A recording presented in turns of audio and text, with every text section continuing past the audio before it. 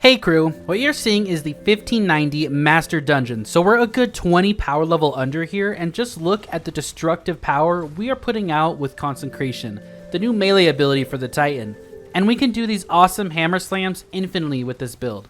Me and my clanmate Rob two-man the boss as well because we really wanted to put it to the test, and man did it pass quite easily. So good luck if you're a Titan main, because once you start getting the hang of Consecration and how to use it and getting this gameplay loop down, you're going to find it pretty dang hard to get off of it because it seriously hits like a truck and you have unlimited everything ability wise, so the best of both worlds. We're stacking a couple things to put out some serious damage with the ground pound attack, and then we are incorporating some different fragments and mods to cycle as quickly as we can to get back to the Consecration move so we can just do it over and over. Then we add in the survivability, and that all comes together to what you're watching right now.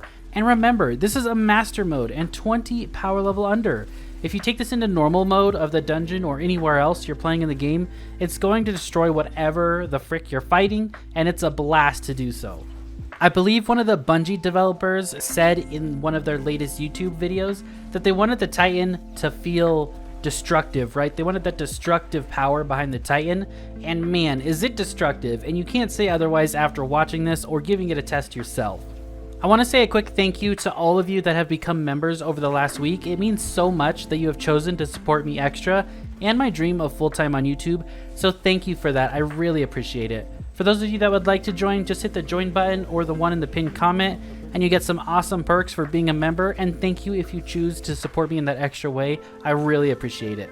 The most important thing I want you to understand is the gameplay loop, and make sure to get it down because it makes the build work so much better and makes a huge difference. And don't worry if it takes you a bit, it even took me a bit to get the swing of things.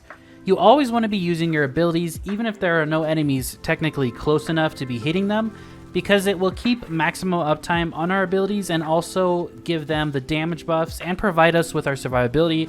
So you want to start by popping your barricade.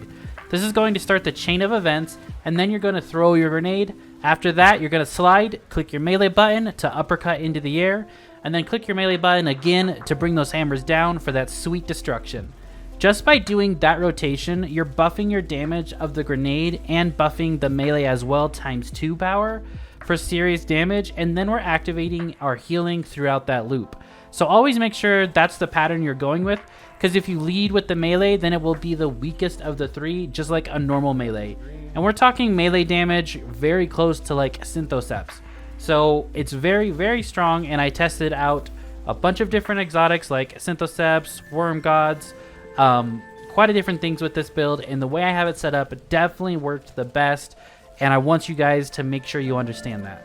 Now we're over here on the Sunbreaker Solar 3.0 subclass, and you want to be using Hammer of Soul. So you chuck a bunch of hammers and they explode. It's better than Burning Ball right now, trust me, so use Hammer of Soul. You want to be using Rally Barricade because this has a quicker cooldown time than Towering Barricade by 8 seconds. So use Rally Barricade, whatever jump you want. I'm using Throwing Hammer instead of Shoulder Charge. And then you can also use Thermite Grenade or whatever grenade you like, maybe Solar Grenade. But I personally like Thermite Grenade on the Titan, and you have a little quicker cooldown time than you do with like the Solar Grenade, about 15 seconds. Now for Throwing Hammer in this build, it's really cool because you still have Throwing Hammer. You can always use Throwing Hammer, throw it, and go pick it up, especially when you have Empowered ×2 melee. You can throw it and use it in that aspect. But then we also have the aspect over here, Consecration. And this is while sliding, activate your charged melee ability to launch a wave of solar energy forward, damaging and scorching targets in front of you as you leap into the air. So when you leap and do the uppercut, you scorch them. While airborne, hit your charge melee ability again to slam to the ground and create a second larger wave of damaging solar energy. If the wave hits a scorched target, they ignite. This is very important. Most things take time for something to be scorched, right? This one doesn't, as long as they are scorching, right? Doesn't matter if they have 20 stacks of scorch, if they have 50 stacks, doesn't matter. If they're scorched and you hit them with this, they instantly ignite. That's that big damage. That's that big boom, and we like that. So you have this melee ability, and remember, you still have Throwing Hammer to use as anything else that you personally want with Throwing Hammer. The second aspect you want to be using is Soul Invictus. I tested a bunch of different things. I tested Roaring Flames. In the gameplay you were watching, I think I might have had Roaring Flames on in that gameplay, but it wasn't doing anything for me, trust me. Soul Invictus is what you want to be using here. For the reason is because you create sunspots.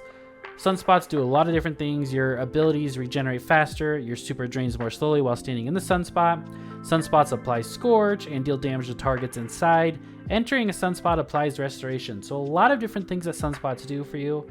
And the reason you don't want to be using Roaring Flames is because I tried it with the exotic we're using. And technically, the exotic we're using overwrites Roaring Flames because it does more damage, and the two do not stack. I tested in a Lost Sector a couple different times, and it doesn't stack to the best of my knowledge. If it does, then let me know what I'm doing wrong in the comments if it does, but I'm pretty sure it doesn't.